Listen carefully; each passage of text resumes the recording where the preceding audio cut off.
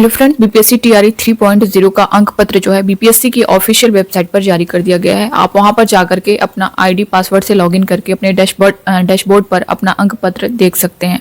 यहां पे कुछ जानकारी है। आज की जो बड़ी अपडेट है दोस्तों, आपके टीआरई 3.0 से रिलेटेड आपके सप्लीमेंट्री रिजल्ट को लेकर के सब कुछ डिटेल में जानेंगे। बने रहिएगा वीडियो के लास्ट तक बिना स्किप करे। दोस्तों नए चैनल पर विजडम मास्टर चैनल को सब्सक्राइब कर लीजिएगा, बेल आइकन को प्रेस कर लीजिएगा। यहाँ से जो भी न्यूज मिलेगी आपको ऑफिशियल और ऑथेंटिक मिलेगी।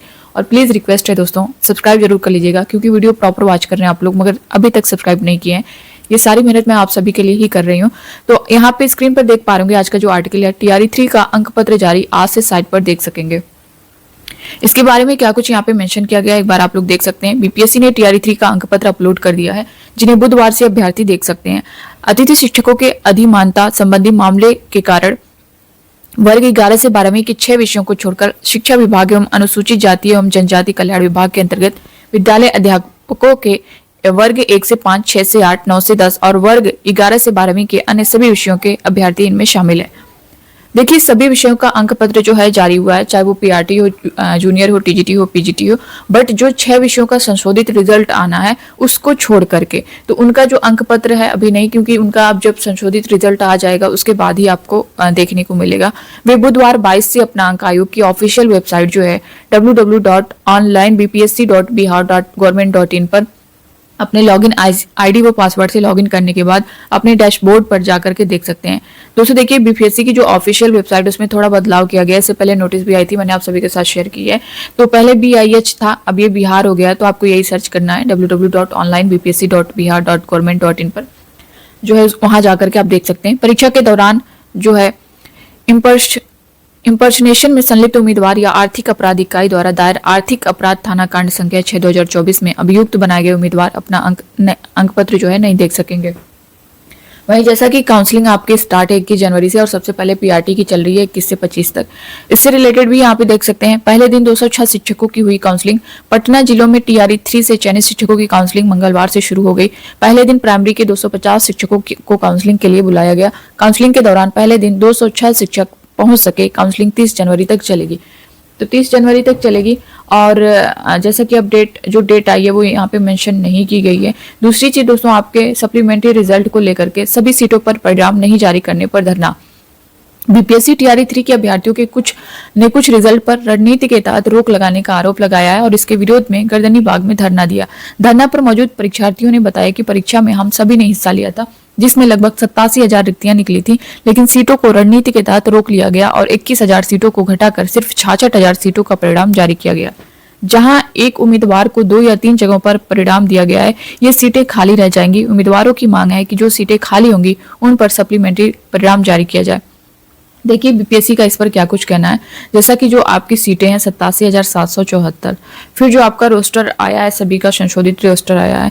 अगर चाहे पीआरटी की बात कर लें या किसी भी बात कर लें, 25,000 जो है 505 पर 25,505 पे पीआरटी का जो रोस्टर है वो क्लियर हुआ था और इसमें सीटें पहले थी 28,000 समथिंग सीटें थी।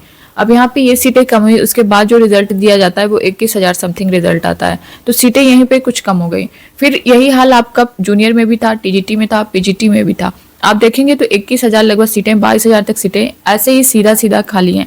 तो बीपीएससी का इस पर क्या कुछ कहना है कि क्या 22,000 सीटों पर ये रिजल्ट देंगे।